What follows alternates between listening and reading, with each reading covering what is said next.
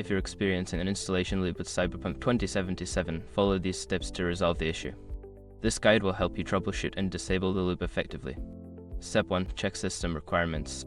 Ensure your system meets the minimum requirements for Cyberpunk 2077. If your hardware is below the required specifications, it may cause installation issues. Step 2. Verify game files. If you're using a platform like Steam or GOG, use the built-in feature to verify the integrity of the game files.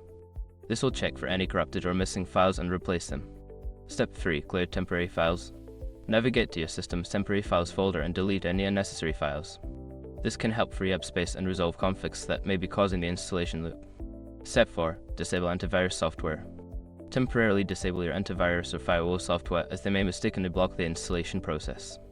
Remember to re-enable them after the installation is complete. Step 5. Reinstall the game.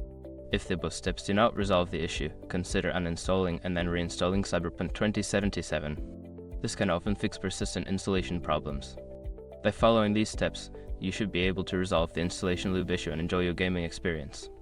If problems persist, consider reaching out to customer support for further assistance.